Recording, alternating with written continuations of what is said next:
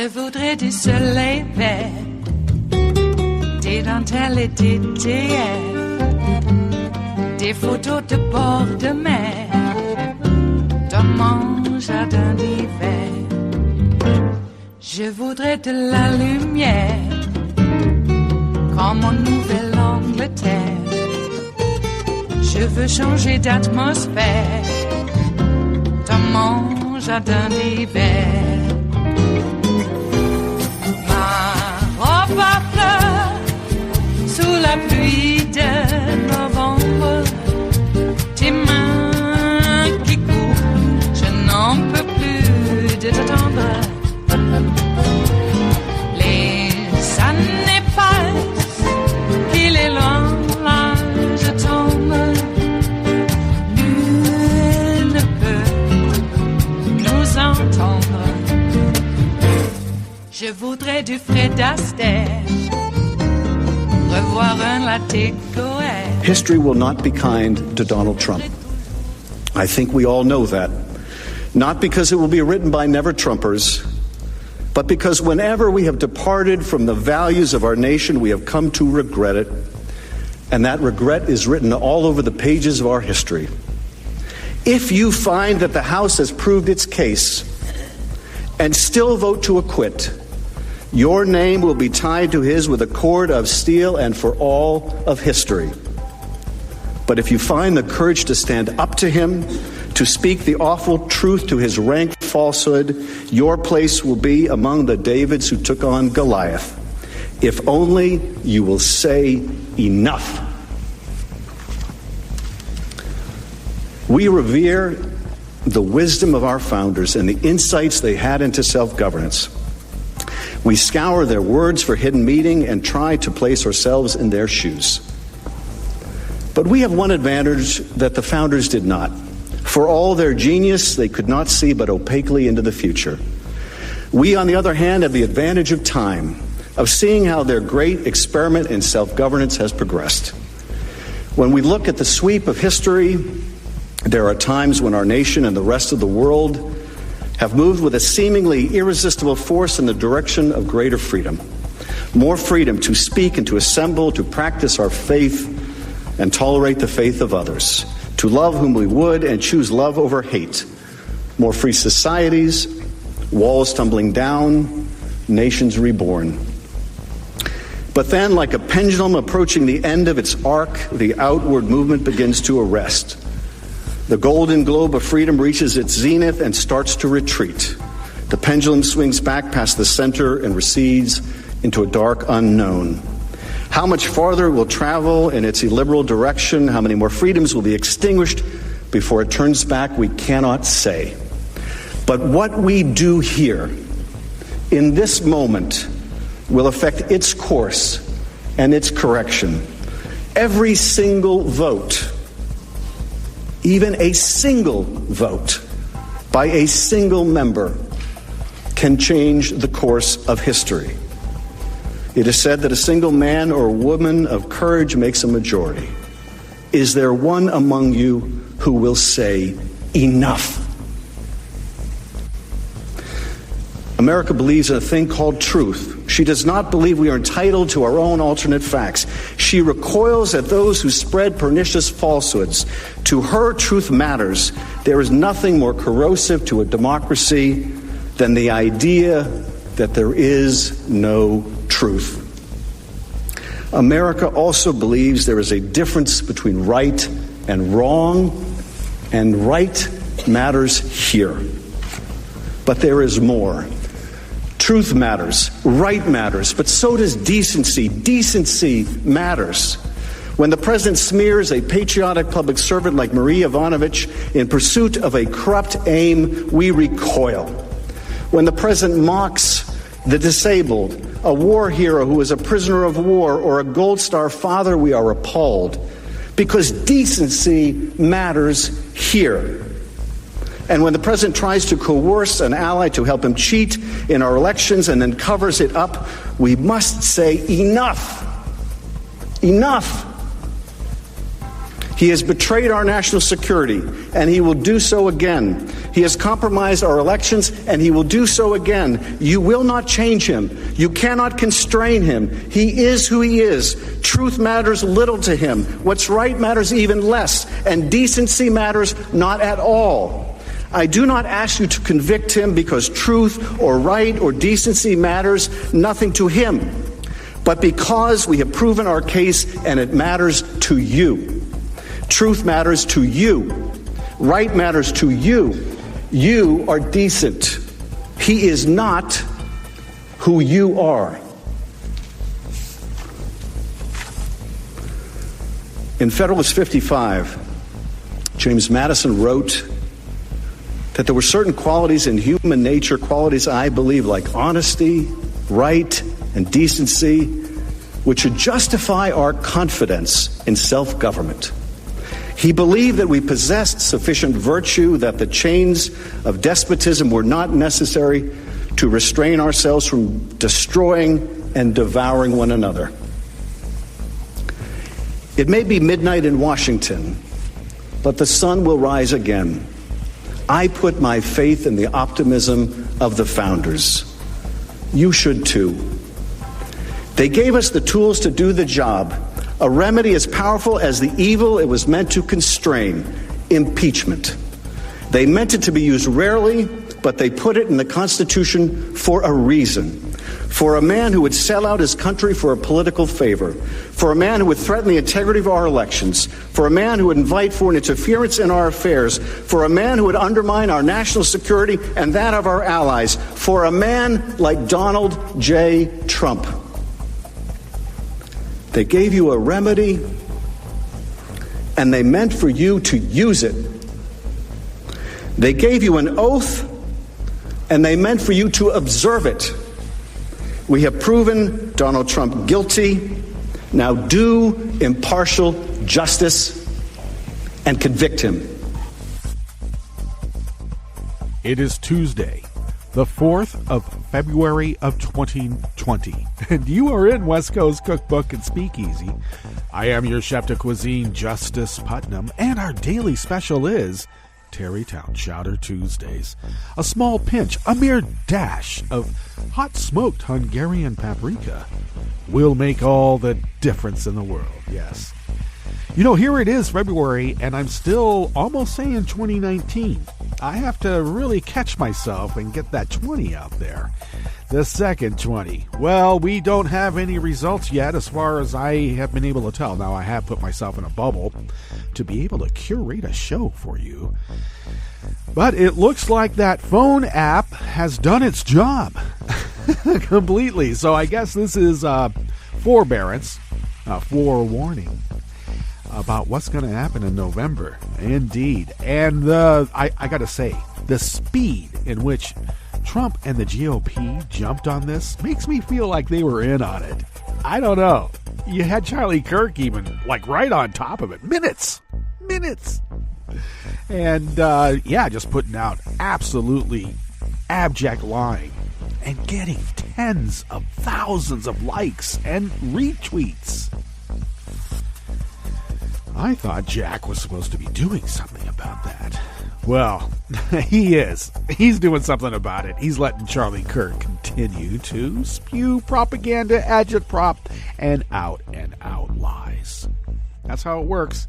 So I guess it's up to us to figure it out, huh? You know, Iowa could have mitigated this whole problem by pretty much joining the 21st century and having a primary. Yeah, they could. They could instead of a caucus. Now, I was taken to task because, I made a little pun. If you run with the caucuses, you'll trip on the steps. And I know it's stupid to make up a pun like that. That's why I do it. Man, are you kidding me? After 6 decades plus, do you think I'm going to pass that one up? No way. I've been honing my skills. Yes, indeed. And I was taken to task, rightfully so. But hey, there you go. Rush Limbaugh got his medal for smoking. There's nothing much more there's no more greater acknowledgement for your mocking people who, wanted health programs funded and maybe at the same time ward people off of a unhealthy behavior, and that was mocked. Kind of reminds me of the guy who said, "Oh yeah, I'm going to go ahead and drink this. What was it? Percolate, or there was some sort of weird poison that was getting into the water table in the San Joaquin Valley that was a poison of some sort, not dioxin, but another one of those types." And this California assemblyman said, "Oh, it's totally healthy. I'm going to drink it." And so he did drink something that he said was this substance. I don't think it was. But here you got Rush Limbaugh inhaling Cubanos. Now, I got to tell you, when he was doing that, I said, I don't think you're going to fare well, buddy. And he had this cavalier attitude, fucking liberals this, fucking liberals that, always trying to make these regulations, saying my secondhand smoke is going to harm them. I should get a medal for smoking cigars. He's got his medal. I would never wish lung cancer, advanced or otherwise, on my worst enemy. And I'm not wishing it on Rush Limbaugh. It is a terrible thing for anyone or anything to go through. But the fact remains, he got his medal. Oh, I should mention, sorry about the show yesterday. I was having some sort of problem with this Dell PC that has been a workhorse for 5+ years now. 24/7, 365. This thing hardly ever goes off, and when it does go off, it's just for a reboot. Even when I've traveled, I've kept it on for obvious reasons. Not that this is the broadcaster, because we couldn't broadcast wireless anyway. It can't happen. We got to be tied into a wall. But there was something going on, and I had to keep rebooting this thing and restoring, and it was just, and so I apologize for not being able to have the show ready and being able to put it out there in real time until later. So do pick up the podcast. You can do that in the obvious avenues, and I'll remind you how to do that later. Just go to Stitcher. That's where it is. But it's everywhere. You can even go to iTunes. Oh boy. So that was quite a disappointment, because I actually put the show together, just the outline and, somewhat of the curated stories before I went to my sister's for the Super Bowl. And there's a bit of work involved in being able to get that ready. Because I gotta get it on to a format, a draft into Daily Co's. That's where I work from. And so then to right at the point where I'm actually going to utilize the material, my PC froze. Trying to format a file. What the heck? So that was very disconcerting. I was able to get the computer working before showtime would be over, but there was no way to go ahead and drop in. So I just went ahead and made a podcast during that time, and I do apologize for the missed live portion that goes out during this regular time. So thank you for your patience. I, once again, apologize for that. I like to say it was an act of God, because whatever the PC or the computers do, or the internet provider, if there's anything untoward that happens in the world where it involves those three things, that is an act of God. It truly is. Well, what's on the rest of the menu here in the Bistro Cafe of West Coast Cookbook and Speakeasy? And of course, that was Adam Schiff with another speech for the ages. How many speeches of the ages does this guy get in one impeachment trial? You would think a lot more, because usually impeachments go a lot longer. But without the results being in, GOP declared themselves the winner. Yeah, they did. Yeah, well, actually the results were in, but they don't care. And Adam Schiff reminded them that history will not be kind to Donald Trump, and the GOP will be tied to him with a cord of steel from this day forward for all of history. Of course, I did retort that the Texas Board of Education might have something to say about that.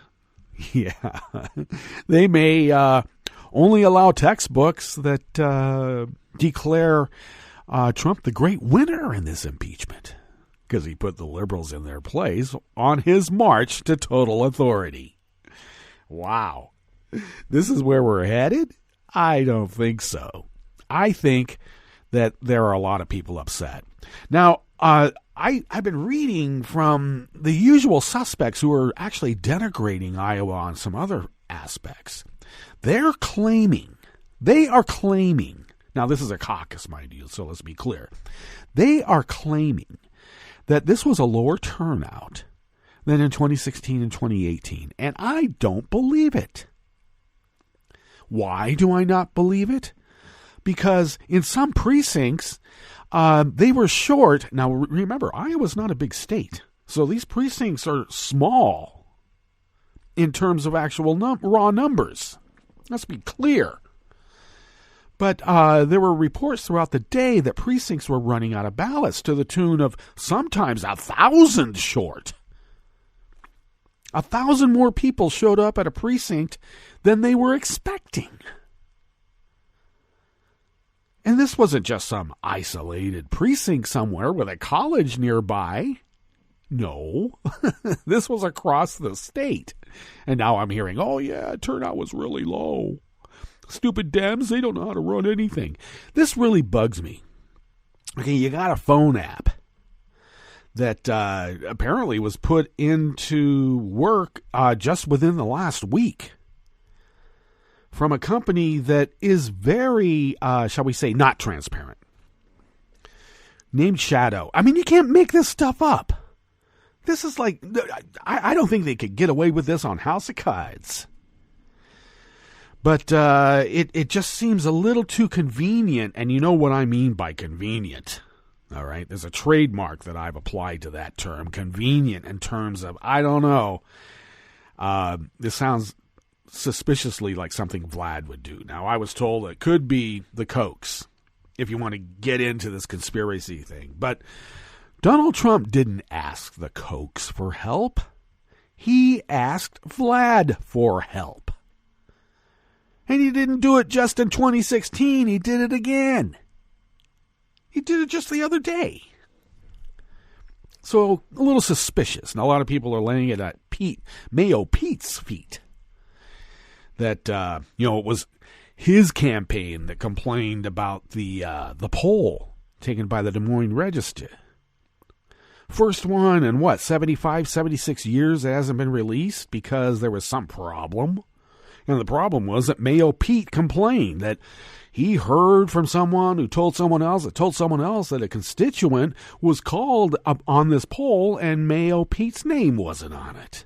How convenient is that? So they had to throw away the whole poll. Then it turns out that Mayo Pete, by FEC filings, pumped in a bunch of money to this phone app, Shadow Inc. So, it's hard not to put a tinfoil hat on. But this isn't Mayo Pete's doing. Let's be clear. This has the stench of what happened in the 2016 presidential election. This was somewhat of a dry run, in my book, for even more nefarious activity come November. And we've got a lot of time between now and then to ferret out the problem and fix it. And you know how you can fix it? First of all, let's get rid of the caucuses. Let's go to primaries, actual voting, where you get actual numbers of people coming out.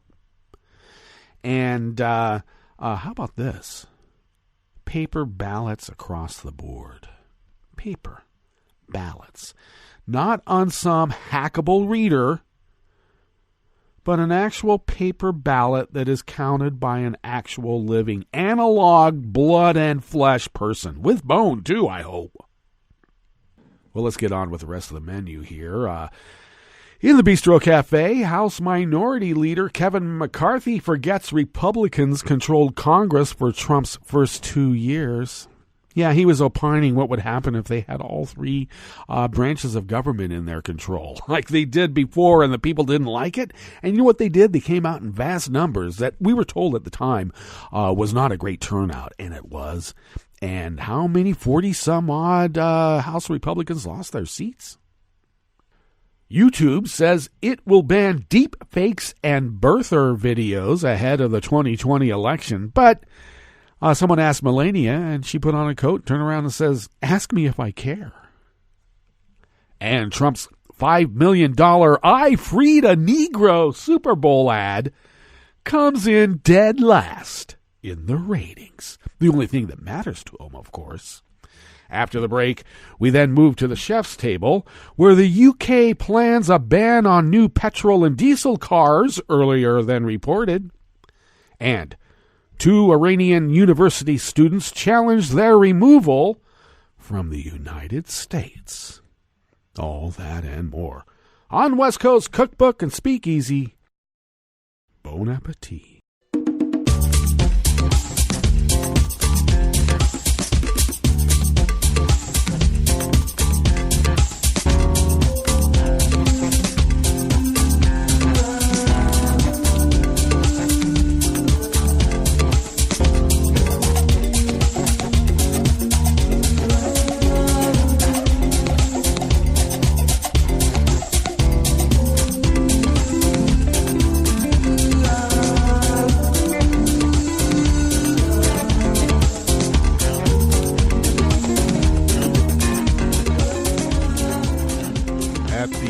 Of our homepage at netrootsradio.com, you will notice to the rightish of the page our chat room link, and of course you do know, you should by now, that Kelly Lincoln monitors the chat room, so please do go engage. If you would please now take a gander to the leftish of the page at the bottom of our homepage at netrootsradio.com. Hopefully you will locate our Patreon button. Do please become a recurring Patreon of Netroots Radio. What happened yesterday is just a harbinger of more devastation to come, and we need to replace these workhorses. And thank you for your generosity, those of you who have been recurring Patreons these many years. Major bills had to be paid. Our hosting service had to be paid hundreds of dollars, darn them. And just even our monthly fee to the ISP is not a cheap endeavor by any means. And we are able to do that because of your help, and we thank you from the bottom of our hearts. If you would like to follow Netroots Radio on Twitter, it is so simple. Just go to @NetrootsRadio. Tom takes care of that, and he takes care of a lot of other stuff too. Thanks, Tom. I, of course, take care of @JusticePutnam. Go ahead, follow me there. I post the show notes and links diary on Daily Codes about 10 minutes before showtime, and then get that linked up on social media for your social media linkage pleasure. Follow the show on Twitter @CookbookWest. And as I intimated, I came right out and said it, please do get podcasts by way of Spreaker, Stitcher, TuneIn, iHeart, YouTube, iTunes, etc., etc., etc. Okay, do people really know what etc. means? Because apparently no one knew what quid pro quo meant. Oh, jeez. Talk about gaslighting. You know, everybody knows what quid pro quo means. Gee, God. Etc. too. All right, let's take a dive into this first offering here in the Bistro Cafe of West Coast Cookbook and Speakeasy. It comes out of the American Independent by Josh Israel. House Minority Leader Kevin McCarthy complained that House Democrats were providing a check on Donald Trump and suggested that things would be much better if the GOP had total control. Total with a capital T, capital O, capital T, capital A, capital L. Total control. In a Fox News interview on Friday, McCarthy noted that Trump has recently talked about Middle East peace, signed the U.S.-Mexico-Canada trade agreement, and agreed to a deal with China despite being tried in the Senate on 2 articles of impeachment. Oh, really? Let's match that up with what Bill Clinton did while he was under the cloud. What if he had a Congress that would work with him, McCarthy said? Instead of blaming America first, actually working for America first, that would be a fundamental difference. Well, you know, McCarthy, why don't you go talk to Moscow Mitch about his graveyard? Huh?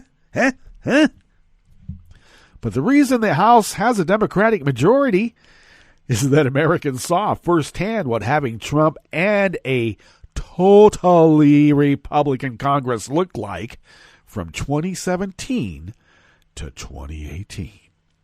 A Pew Research Center examination found that while 442 public laws were enacted over the 115th Congress, just 69% were substantive.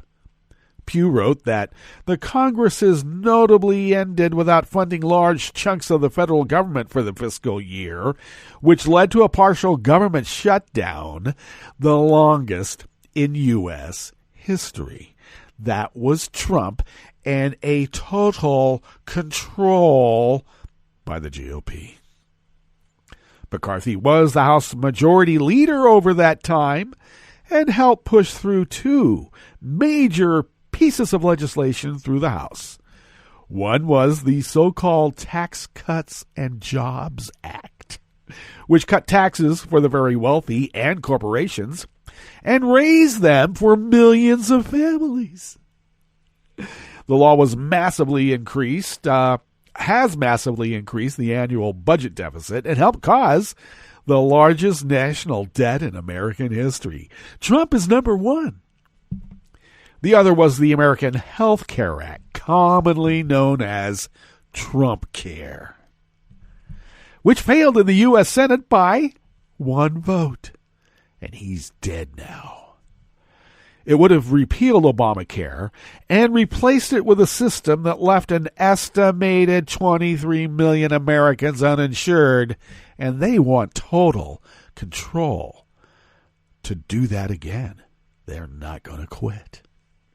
Trump enthusiastically backed both bills, but the American public did not approve of either. And the American public's verdict in November of 2018 for the midterms, the House Democrats gained 41 seats and regained the majority for the first time since 2010.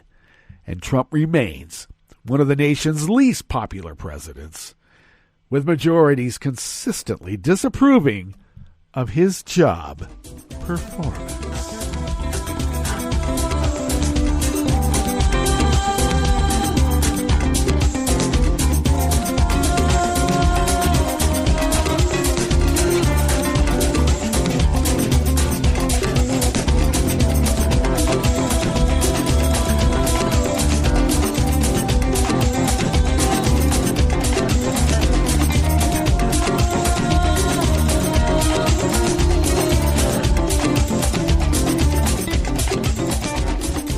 Anonymous worker bees at the Associated Press bring us this next offering here in the Bistro Cafe of West Coast Cookbook and Speakeasy, Tarrytown Chowder Tuesdays.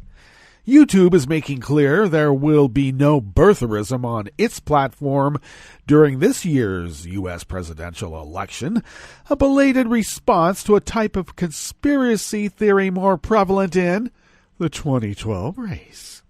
The Google-owned video service is also reiterating that it won't allow election-related deepfake videos and anything that aims to mislead viewers about voting procedures and how to participate in the 2020 census. YouTube clarified its rules ahead of the Iowa caucuses yesterday, Monday. The company is mostly reiterating content guidelines that have been in place since the last presidential election in 2016.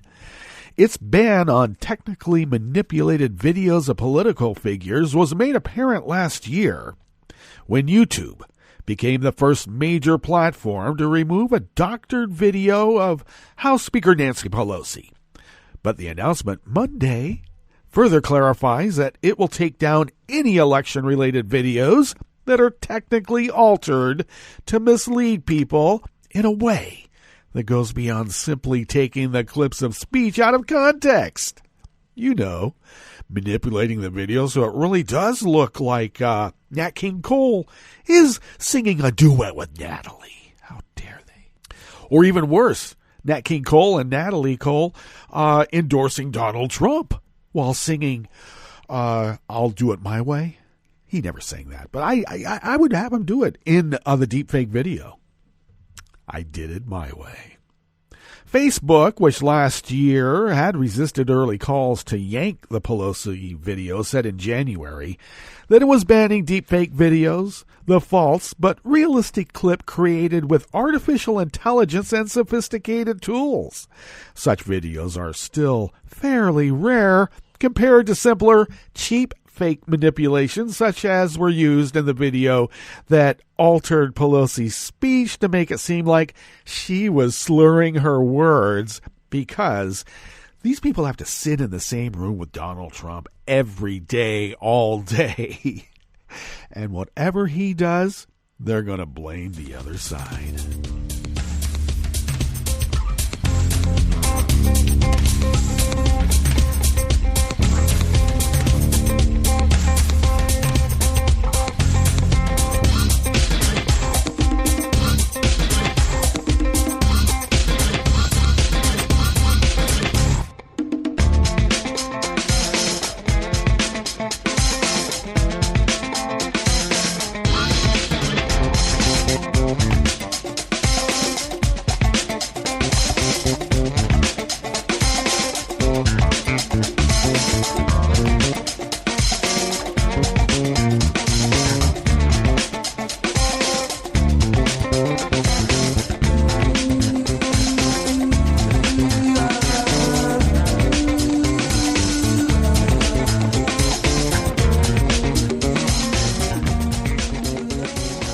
Israel of the American Independent brings us this final offering here in the Bistro Cafe of West Coast Cookbook and Speakeasy.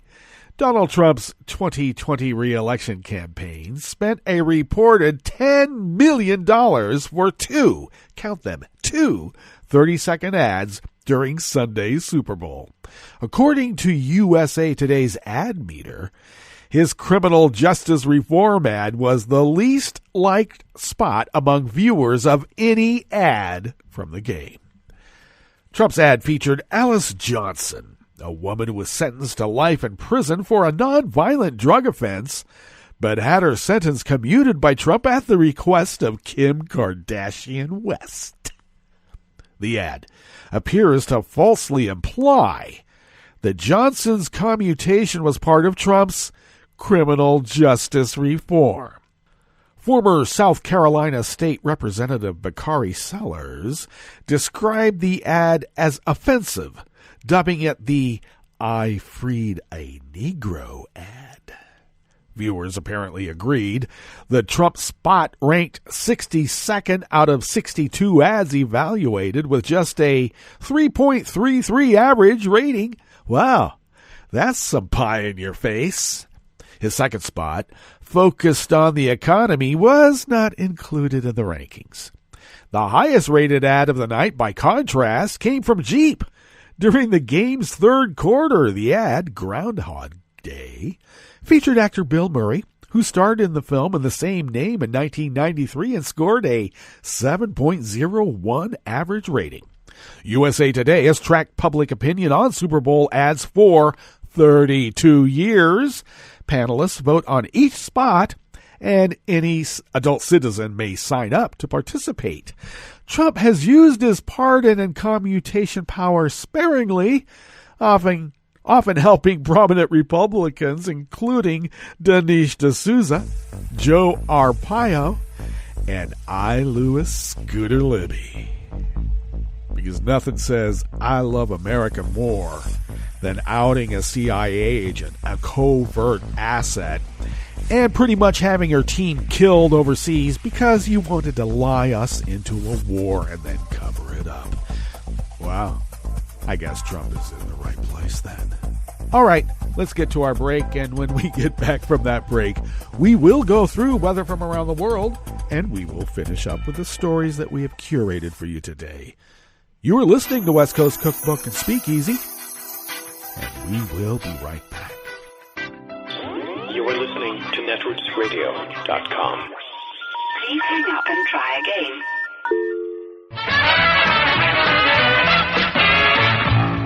From a point at sea to the circles of your mind, a new force is at work for planetary transformation. New radio for a new Earth.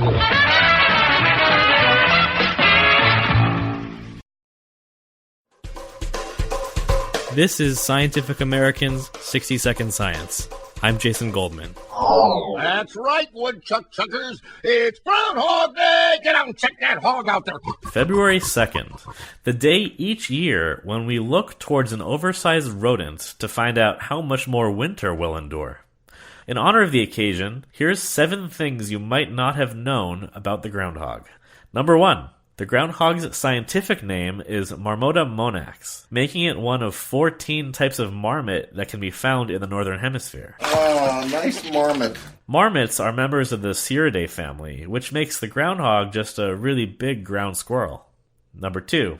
As just noted, groundhogs are a type of marmot, so you could accurately say, hey, that marmot just saw its shadow.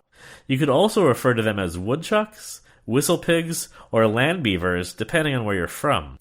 The name whistlepig comes from the high-pitched whistle that groundhogs emit to warn the rest of a colony about danger. And contrary to what you might think, the name woodchuck has nothing to do with wood. It's derived from an Algonquian name for the animal, woochek. A big enough groundhog could nevertheless chuck some wood.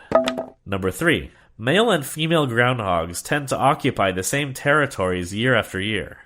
Females generally keep to themselves, with only around a 10% overlap during the late spring as they try to expand their home ranges. Males also tend to avoid other males, but they have much larger home ranges. Their territories can overlap with as many as 3 females' territories. Number 4. Infant groundhogs are usually born around mid-April, and after just 2 or 3 months, they're ready to set off on their own. But around a third of juvenile females stay at home for nearly a year, right up until mom gives birth to the next litter of babies. While dad has his own burrow elsewhere, he visits each of his mates' burrows every day until the infants disperse. Number 5. Groundhogs salute each other with a unique greeting. Groundhog number 1 approaches and touches his or her nose to the mouth of groundhog number 2. Scientists call this behavior naso-oral contact. Number 6. The animals might be called groundhogs, but they are quite adept at climbing trees. So next time you're in groundhog territory, look up. And number 7. When it comes to accurately predicting the weather, the famous Punxsutawney Phil has been correct only around 36% of the time since 1969. That's according to an analysis by meteorologists from Weather Underground. You'd have a higher rate of accuracy by simply flipping a coin. But nobody's going to come to Punxsutawney to watch a coin flip. You know, you want a prediction about the weather. You're asking the wrong Phil. Thanks for listening. For Scientific American's 60-Second Science, I'm Jason Goldman. Hi, it's Tom. Could we humbly suggest your donation to netrootsradio.com? All we've got to run this 24-hour powerhouse of progressive resistance radio is what comes out of our own wallets. And you are our biggest donor. And it doesn't take much, $3, $5. Just go to the bottom of our netrootsradio.com page and hit our secure donate button. Heck, you can even make a recurring contribution. And you'll get a wondiferous pair of Netroots radio stickers for application to your backpack, your bumper sticker, or your banjo. Well, it's up to you which backpack you want to put it on. So donate what you'd like at the bottom of our netrootsradio.com's homepage. Because you are our biggest donor. netrootsradio.com. Together, we are Resistance Radio.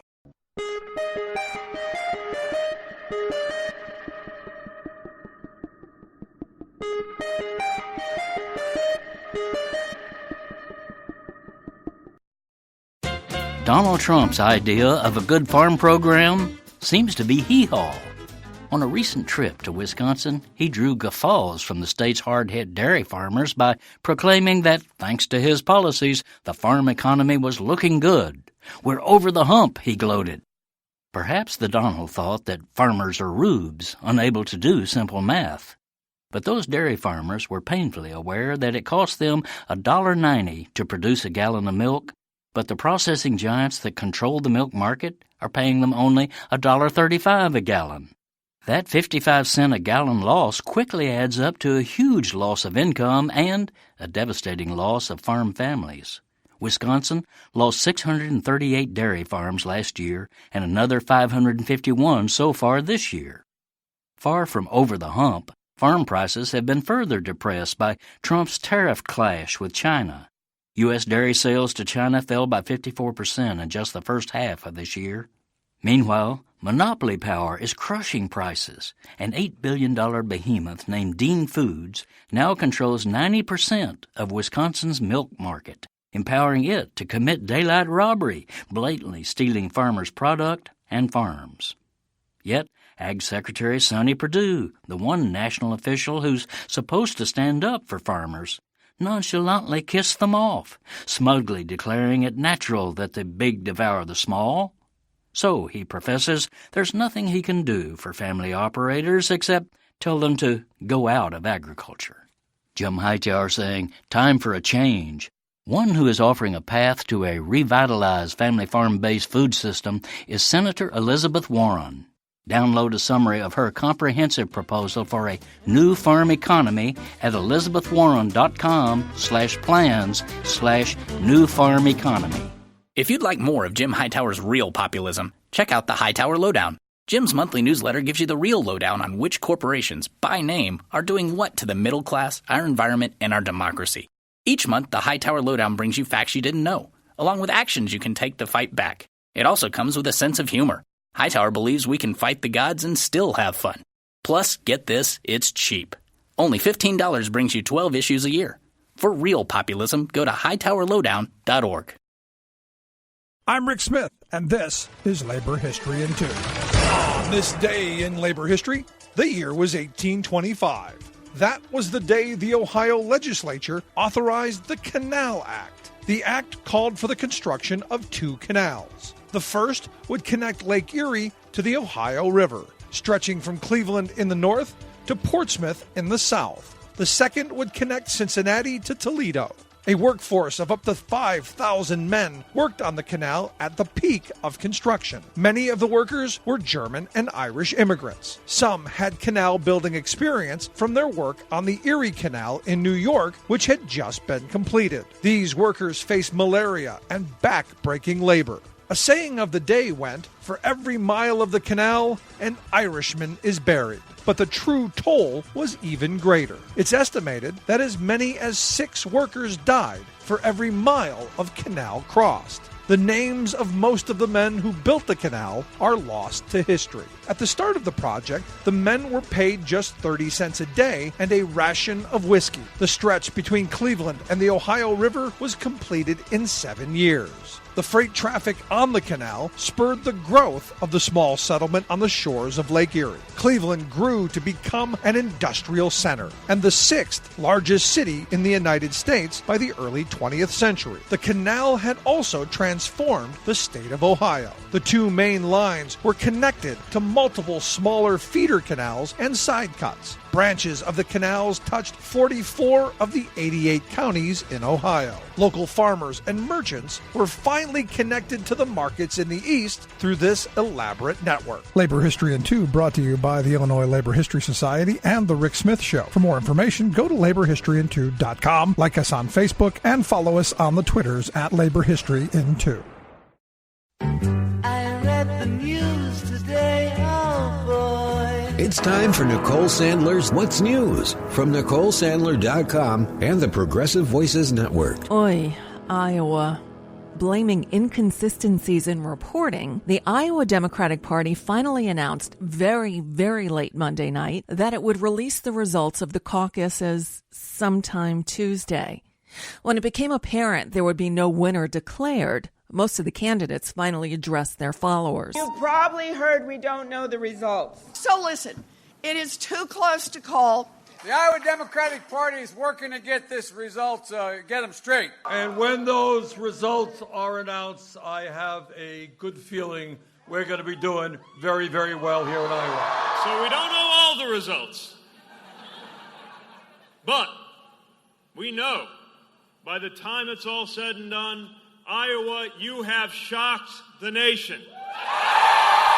Sanders, Warren, and Buttigieg all claimed some sort of victory, though no one knows for sure. Biden, who reportedly finished a distant fourth, didn't.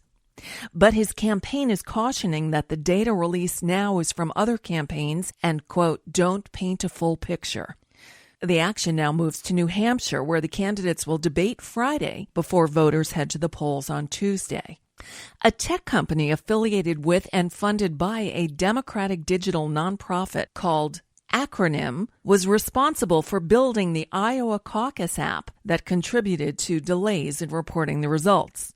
The app was reportedly developed by the secretive for-profit tech firm Shadow Inc., which has ties to and receives funding from Acronym. Shadow's CEO, Gerard Namira, worked on Hillary Clinton's 2016 presidential campaign. Shadow has also been paid for services by the Nevada Democratic Party and the presidential campaigns of former Vice President Joe Biden and former South Bend, Indiana Mayor Pete Buttigieg, this according to Federal Election Commission filings. Congressman Adam Schiff, who led the Democrats' impeachment efforts against Donald Trump, wrapped up his closing arguments at the impeachment trial on Monday. It may be midnight in Washington, but the sun will rise again. I put my faith in the optimism of the founders. You should too. They gave us the tools to do the job, a remedy as powerful as the evil it was meant to constrain, impeachment.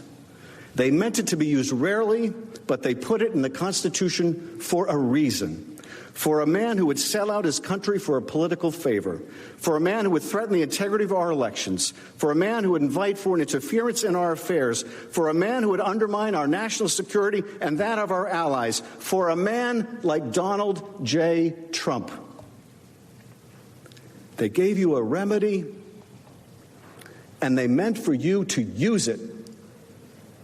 They gave you an oath, and they meant for you to observe it.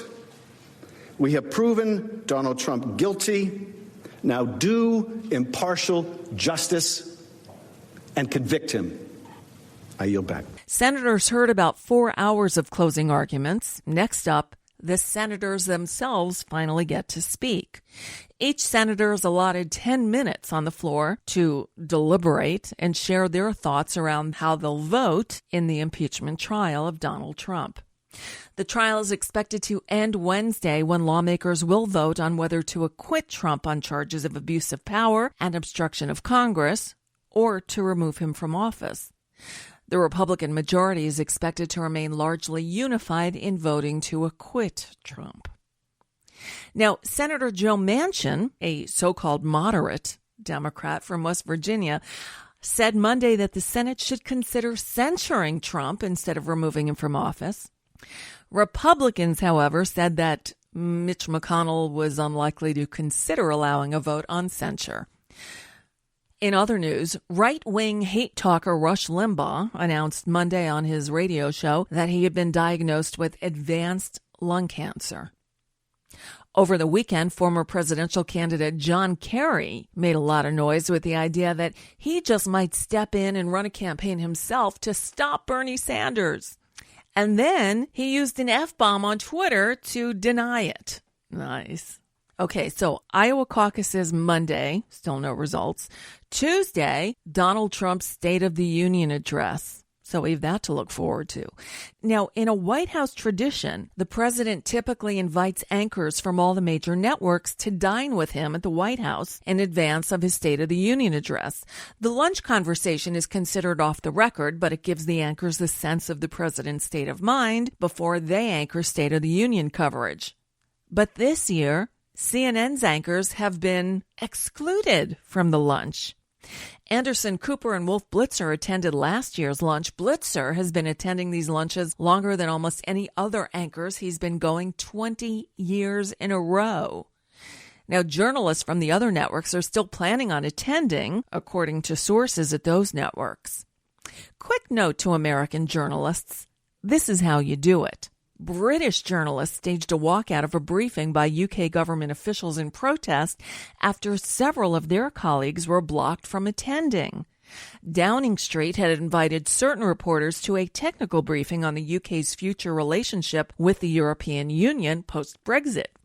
But other journalists also showed up. A security official told them they couldn't enter. And instead of allowing the group to be split up, all the reporters walked out. Yes, other members of the media praised the show of solidarity. Number 10 Downing Street did not respond to requests for comments, but other reporters said they were told by Boris Johnson's head of communications, quote, "We're welcome to brief whoever we like." Note the media's response. They hung together and said thanks, but no thanks. And that's just a bit of what's news for now. I'm Nicole Sandler. If you appreciate these reports and the Nicole Sandler Show, I hope you'll consider making a contribution. My work is 100% listener supported, and I can't do it without your help. Find out more at NicoleSandler.com. While you're there, please click on that donate button.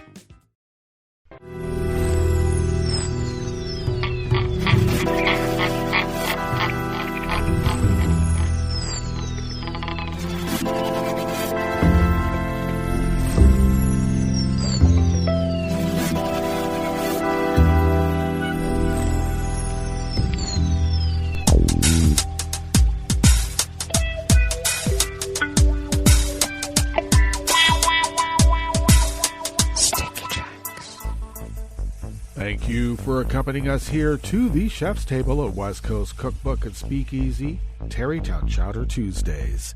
We always begin weather from around the world along the banks of the Rogue River in the Rogue River Valley of Southern Oregon on the west coast of the continental United States of America, where it is currently 21 degrees Fahrenheit. Looks like we'll be mostly sunny today with a mix of clouds. Mostly a high in mid to low 40s. Could be a little bit cooler than even the low 40s. Overnight lows will be in the low to mid 30s. Tomorrow should have daytime highs in the mid to upper 40s. Winds are light and variable and will remain so for the next several days, and we are not expecting any type of rain really until next week, but we'll see. Everything is subject to change. Pollen is rated at none locally. Air quality index is rated at 24 parts per million, which is good, and the daytime UV index is low at 2. Barometric pressure is rising at 30.5 inches. Visibility is at 9 miles, up to 9 miles, and relative humidity is at 89%.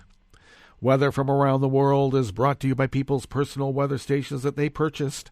These people planted these purchased personal weather stations somewhere on their property, and these people positively live around the world. London is 50 degrees and cloudy.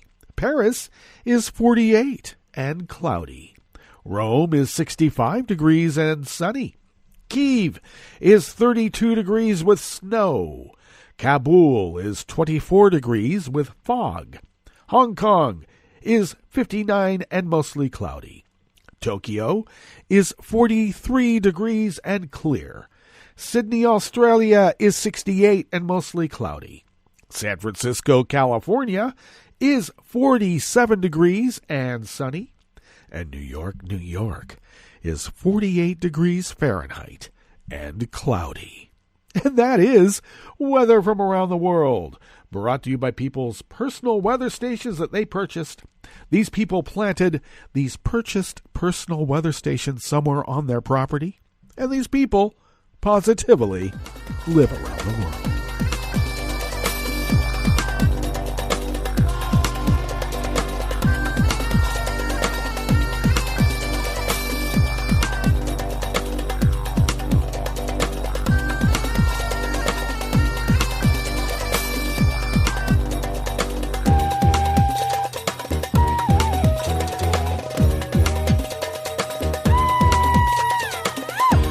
Shirley McClellan of Reuters brings us this first amuse-bouche here at the chef's table at West Coast Cookbook and Speakeasy. Britain will ban the sale of new petrol, diesel, and hybrid cars from 2035, 5 years earlier than planned, in an attempt to reduce air pollution that could herald the end of over a century of reliance on the internal combustion engine. The step amounts to a victory for electric cars that, if copied globally, could hit the wealth of oil producers, just like it hit the whale industry way back in the day. And they held on. They held on for a lot longer than they should have. And it is going to transform the car industry and one of the icons of the 20th century capitalism. Of course, that's the automobile itself. Prime Minister Boris Johnson is seeking to use the announcement to elevate the United Kingdom's environmental credentials after he sacked the head of a Glasgow UN climate change conference planned for November known as COP26. We have to deal with our CO2 emissions, Johnson said at a launch event for COP26 at London Science Museum today. As a country, I don't know, I don't have Boris Johnson's accent down. I got to work on it. But he did say, as a country and as a society, as a planet, as a species, we must now act. Really now. Sounds like pandering to me, but something good might come out of it. The government said that subject to consultation, it would end the sale of new petrol, diesel, and hybrid cars and vans in 2035, or earlier, if a faster transition was possible.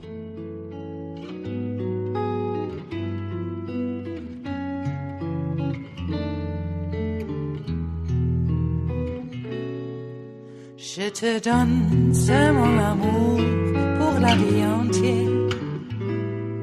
La promesse de me trouver à tes genoux. Aussitôt que tu m'appelles, rester toujours fidèle. C'est tout, c'est tout. Je te donne tous mes printemps, mes étés de mer, mes automnes quand les feuilles tombent partout. Si ce n'est pas une bonne affaire, je te donne tous mes hivers, c'est tout. Philip Marcello of the Associated Press brings us this final amuse-bouche here at the chef's table at West Coast Cookbook and Speakeasy. 2 college students from Iran have filed civil rights complaints with the U.S. Department of Homeland Security, saying they were mistreated and illegally denied entry into the country by federal officials at Boston's Logan International Airport. Shahab Dagani, who attends Northeastern University, and Rayana Amami Arandi, who had been set to start classes at Harvard, recently filed separate complaints with the agency's Civil Rights Office requesting the agency investigate the conduct of Customs and Border Protection officials. The students say federal officials detained and interrogated them for hours at the airport before concluding they planned on staying in the country longer than the temporary visas allowed. The students maintain they had no intention of overstaying their visas and that federal officials provided no proof supporting their conclusions. Well, I hate to tell you, kids, the way the world works now, especially in the United States, they don't need proof. Just by dint of the fact that you're Persian and you're coming here to get an education means that, well, you're not wanted. We'll take your money, though. Try getting that back. All right, that brings us to the end of our broadcast period for the day. But you do know Netroots Radio's got a broadcast on, and in fact, we'll meet up tomorrow for Smothered Benedict Wednesdays. So do stay tuned to Netroots Radio all day and all night for all the breaking news as it breaks, including that State of the Union. Oh, what's that going to be like? Pretty much could be professional wrestling, but we'll see. So do stay tuned all day and all night for all the breaking news as it breaks, and we'll meet up here tomorrow, right here in West Coast Cookbook and Speakeasy. Bon appetit.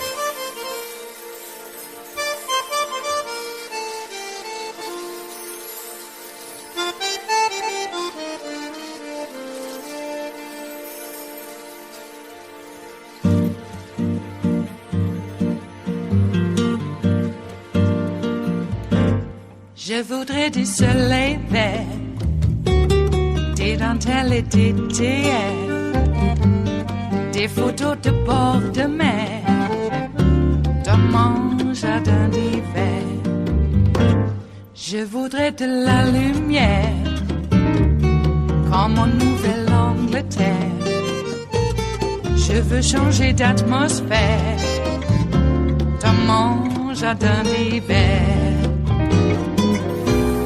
Ma robe à fleurs, sous la pluie de novembre, tes mains qui courent, je n'en peux plus de t'attendre. Les années passent, il est loin, là je tombe. Nul ne peut nous entendre. Je voudrais du Fred Astaire, revoir un latte Goël. Je voudrais toujours te plaire, dans mon jardin d'hiver. Je veux déjeuner par terre, comme au long de golfe clair, t'embrasser les yeux ouverts, dans mon jardin d'hiver. Ma robe à fleurs, sous la pluie de novembre, tes mains qui courent, je n'en peux plus de t'attendre.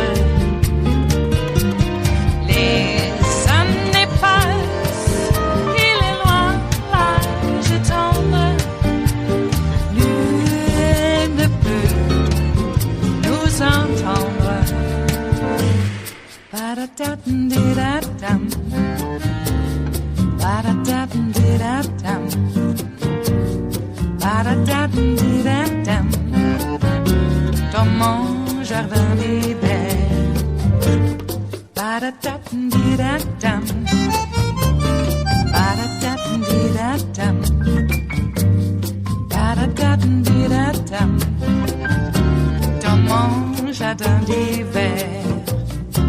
Dans mon jardin d'hiver, dans mon jardin d'hiver.